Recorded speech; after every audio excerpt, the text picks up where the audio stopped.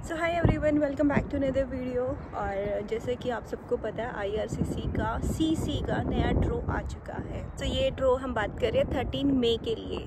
500 invitation, score होना चाहिए 547। मतलब सोचो 547 कितना ज़्यादा होता है। जब LMIA के पॉइंट्स थे उस टाइम पे भी इतना स्कोर मतलब कभी कभी गया था, बट हर टाइम इतना नहीं था। बट 547 जबकि LMIA के 50 पॉइंट्स हट चुके हैं उसके बाद भी। तो मैंने पहले भी ये वीडियो में बताया ही था कि अभी कुछ टाइम तक तो स्कोर 500 के बिलो जाए, ऐसा हो नहीं सकता।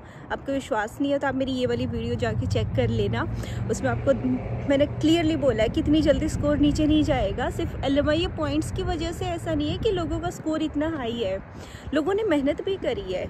जो बच्चे 27-28 साल के हैं, जिनको 2 साल का कैनेडियन एक्सपीरियंस है, 1 साल का इंडिया का एक्सपीरियंस है और CLB अच्छा स्कोर आ जाता है जिनका, उनका 500 से ऊपर ही होता है स्कोर। तो वो बच्चे अभी बहुत ज़्यादा हो रखे हैं, क्योंकि पिछले कुछ टाइम से पहले PR बंद हो गई थी, फिर ड्रॉ बंद हो गए थे। इन सब की वजह से बहुत हौच-पौच सिचुएशन हो रखी है कनाडा में PR के लिए। तो सबसे पहले अगर किसी को इनविटेशन आया है तो उसको कॉन्ग्रेचुलेशन मेरी तरफ से। और जिसको इनविटेशन नहीं आया उन लोगों के लिए मतलब बुरी न्यूज़ है कि 547 का स्कोर आया, इतना हाई स्कोर।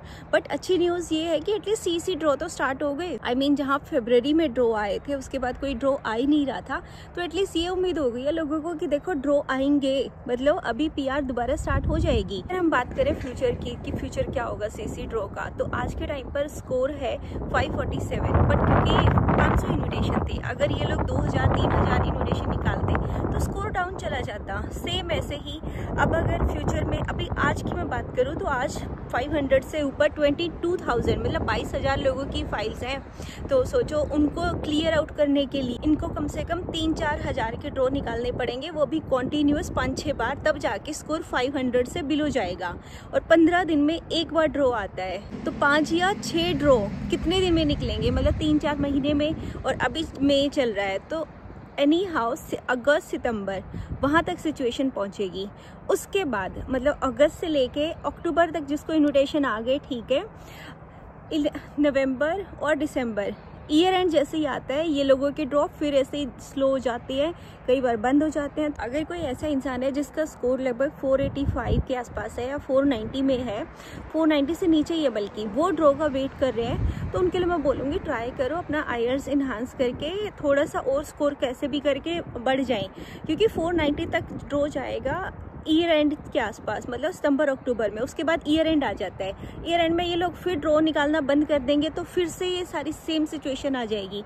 तो कोई चांसेस नहीं है कि इस साल कम हो, मतलब 490 से कम आ जाए। 500 to 490 इनके बीच में फिर भी चांसेस हैं कि स्कोर आ जाएगा। बट अगर 490 से कम लोग एक्सपेक्ट कर रहे हैं, क्योंकि 2022 में 21 में तब स्कोर जाता था 480, 480, इतना 482। लेकिन अब 25 में ये उम्मीद मत करना कि ये 480, 490 इतना स्कोर आ जाएगा। 26 में चांसेस हैं कि आ जाएगा स्कोर, क्योंकि जितने मतलब लोग पूल में और भी ऐड होंगे, बट पुराने लोग हट जाएंगे और 50 पॉइंट्स भी नहीं है LMIA के, तो उससे भी बहुत फ़र्क पड़ता है। अब ये पुराना डाटा जैसे ही क्लीन हो जाएगा फिर स्कोर नीचे आता जाएगा।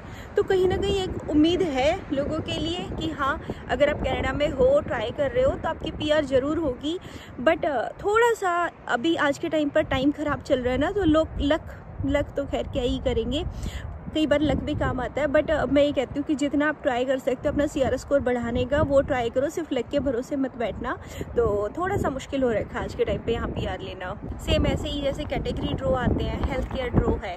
अब हेल्थ केयर ड्रॉ को इन्होंने एक बार निकाला 500 इन्विटेशन, उसके बाद अभी दोबारा आएगा। बहुत लोग बोलते हैं कि 4-5 महीने में एक बार आता है हेल्थ केयर ड्रॉ। हाँ, मैं मानती हूँ आता है, बट अब बहुत टाइम बाद आया था और सिर्फ 500 इन्विटेशन से कुछ नहीं होगा। इन्हें भी पता है बहुत लोग हेल्थ केयर का वेट कर रहे हैं, डाटा है इन लोगों के पास, उसी बिहाफ पे ये लोग ड्रॉज कंडक्ट करते हैं।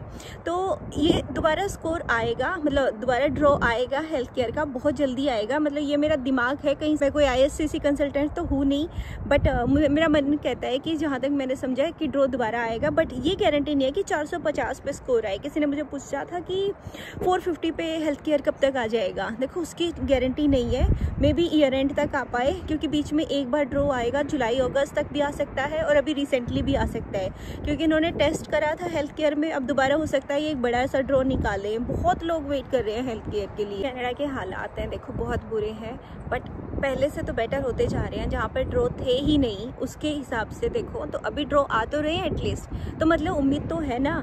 तो जो मार्क कार्नी है न्यू प्राइम मिनिस्टर, मतलब उन्होंने कुछ तो करा ही है। इलेक्शंस की वजह से होल्ड पर नहीं है, मुझे खुद लगता था, बट अभी हमने रिसेंटली देखा, और बट प्रूफ नहीं है कि LMI पॉइंट्स की वजह से ड्रॉज होल्ड पर थे या इलेक्शन की वजह से, क्योंकि दोनों चीज़ें सेम टाइम पे एंड हुई है। क्लैरिफिकेशन IRCC ने कोई दी नहीं है, तो जो भी था, बट अब अच्छे दिन आएंगे। अब होपफुली बहुत लोगों को PR मिलेगी, क्योंकि 490 मतलब 490 510 इनके बीच वाले जो स्कोर वाले हैं ना, बहुत लोग वेट कर रहे हैं। तो बहुत जल्दी ही स्कोर डाउन आएगा, बहुत जल्दी, मेरा मतलब 3-4 महीने के अंदर अंदर, ये नहीं कि 15-20 दिन। ऐसे ही इन्होंने एजुकेशन ड्रॉ स्टार्ट किया था तो उसका एक ही ड्रॉ आया था 479, क्योंकि लोगों को इतनी जल्दी उम्मीद नहीं थी कि अभी तो अनाउंस करिए ये कैटेगरी ड्रॉ, भी ऑल ऑफ सडन इन्होंने ड्रॉ भी निकाल दिया।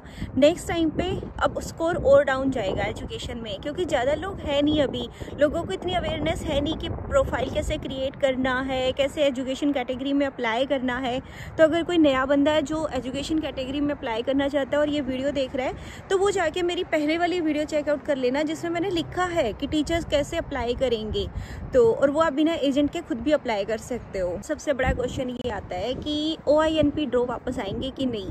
देखो कोई क्लैरिफिकेशन OINP की तरफ से नहीं दी गई है कि क्यों ड्रॉज को पोस्ट किया गया है, बट कुछ स्पेकुलेशन है कि उनके पास पिछले साल का कुछ डाटा इतना ज़्यादा हो रखा था जिसको वो प्रोसेस नहीं कर पा रहे थे। मेरे भी कुछ फ्रेंड्स हैं जिन्होंने OINP में फाइल लगा रखी थी, इन्विटेशन था, बट अभी तक उनका नॉमिनेशन नहीं आया है, वो वेट कर रहे हैं।